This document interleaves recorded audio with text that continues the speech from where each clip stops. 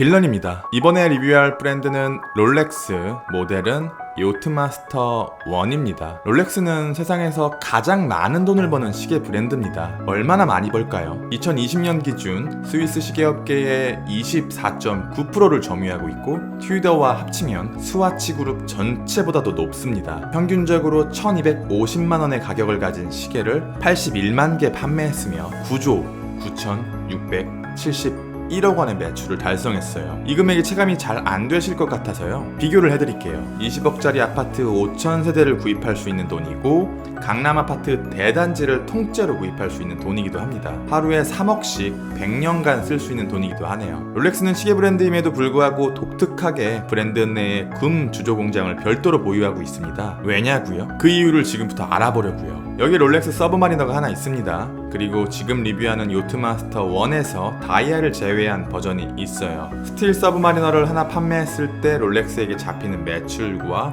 골드 요트마스터를 하나 판매했을 때 롤렉스에 떨어지는 돈의 차이는 얼마나 될까요? 계산을 해보겠습니다. 무브먼트 및 다이얼, 핸즈의 값은 정확히 측정하기 어렵기 때문에 소재의 가치만 평가하도록 할게요. 스틸은 굉장히 저렴하죠. 롤렉스가 자랑하는 904L 스틸 역시 비율만 알면 어렵지 않게 만들 수 있습니다. 스틸 서브마리너를 하나 판매했을 때 롤렉스에게 1113만원의 매출이 생깁니다. 물론 무브먼트와 다이얼, 핸즈를 포함하고 도매가로 계산한다면 롤렉스에게 잡히는 실제 매출은 훨씬 더 적겠지요. 어쩌면 절반 이하일지도 모릅니다. 요트마스터는 금으로 만들어져 있기 때문에 금값을 제외해야 돼요. 이 시계의 무게는 159g입니다. 여기서 오이스터 플렉스, 러버 스트랩 부분이 32g, 금이 포함되지 않은 다이얼과 무브먼트가 33g입니다. 그러면 94g의 금으로 이루어져 있는데 롤렉스의 금은 24K가 아닌 18K입니다. 18K는 금의 비중이 75%이기 때문에 94 곱하기 0.75, 70g입니다. 현재 금 1g당 66,000원이기 때문에 70 곱하기 66,000원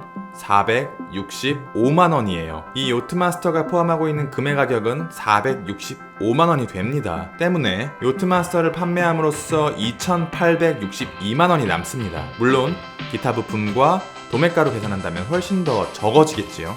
브레이슬릿까지 금으로 만들어진 데이비에이트를 같은 방식으로 계산하면 4,500만원의 데이비에이트에서 금이 차지하는 부분의 가격은 890만원이고 3,600만원 정도가 남습니다. 스틸 서브마리너 1,113만원, 골드 요트마스터 2,862만원, 골드 데이데이트 3,600만원, 스틸 모델과 금통 모델을 판매했을 때 각각 롤렉스에 잡히는 매출은 3배 가까이 나며 무브먼트와 기타 부품 그리고 유통 과정에서 소요되는 비용, 인건비, 임대료를 제외한다면 훨씬 더 많은 차이가 날 거예요. 이것이 롤렉스가 브랜드 내에 금 주조 공장을 보유하고 있는 이유이고 이것이 우리가 롤렉스 매장에서 스틸 모델을 볼 수 없는 이유입니다. 스틸을 보고 싶으시다면 매장에 있는 비인기 금통 모델을 몇 개 구입하시면 돼요. 그러면 어디선가 스틸이 짠 하고 나타날 거예요. 지금 롤렉스를 괴롭히는 유일한 존재는 아주 적은 노력으로 중간에서 큰 돈을 벌고 있는 고래 같은 업자들 뿐입니다. 어쩌면 둘은 악어새의 관계와 같을지도 모르겠지만요. 롤렉스의 시계는 모든 모델의 베이스가 되는 오이스터 퍼페추얼을 시작으로 클래식과 프로페셔널로 나누어지는데 요트마스터는 프로페셔널 라인입니다. 프로페셔널은 비주류인 밀가우스와 에어킹을 제외하고 크게 4가지로 분류되어 익스플로러, 서브마리너, 요트마스터 1, 데이토나. 서브마리너는 다시 시드웰로와 GMT로 나눠지고 요트마스터는 요트마스터 2로 이어집니다. 지금 리뷰하는 요트마스터 1은 롤렉스에서 가장 섹시한 모델이면서 조금은 과도기적인 모델이라고 생각해요. 다이얼 안에는 무수히 많은 다이아몬드가 박혀 있습니다. 화려한 다이아가 시계를 아름답게 해주는 건 분명하지만 그 화려함이 시침, 분침, 초침, 인덱스, 다이얼 안의 모든 것을 전부 삼켜버립니다. 정말 눈이 부셔요.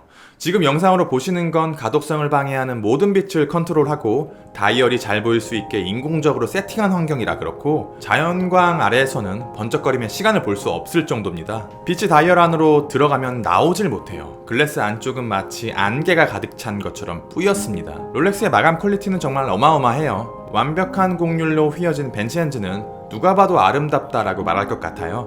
이 핸즈는 혼자 보기 아쉬워요. 저랑 같이 몇 초만 보고 갈게요. 다른 포지션에서 야광은 이 모델에서 크게 의미가 없습니다. 야광의 발광은 전부 다 다이얼이 먹어버리네요. 롤렉스는 보이지 않는 초침의 옆면까지 마감을 할까요? 초침이 지나갈 때마다 수직으로 브러싱 처리된 옆면이 아름답게 빛나네요. 다른 부분에서 조금 더 볼까요? 그렇다면 설마 초침의 뒷면까지 마감을 할까요? 뒷면 역시 마감되어 있습니다. 미친거죠. 퀄리티 컨트롤러는 절대 깔 수 없는 브랜드예요. 3시에는 사이클롭스가 있는데 저는 개인적으로 이 사이클롭스가 시계의 밸런스에 그다지 좋은 영향을 미치지 못한다고 생각해서 좋아하지 않는 편인데 대부분의 애호가분들은 더 좋아하시더라고요. 인덱스는 야광을 품고 에버러지 골드로 마감되어 있는데 베이스가 되는 다이얼이 상대적으로 너무 화려하다 보니까 조금은 어두운 색감을 가진 로즈 골드가 확 죽어버려요. 그리고 12시의 엠블럼과 6시의 요트마스터 폰트 역시 살아남지 못했습니다. 이 시계가 롤렉스에서 가장 섹시한 모델이라고 생각하는 이유는 세라믹 베젤과 에버러지 골드의 조합이 굉장히 제 취향을 관통하기 때문입니다. 옐로우 골드였다면 촌스러웠을지도 몰라요. 이 둘의 색감은 정말 잘 어울려요.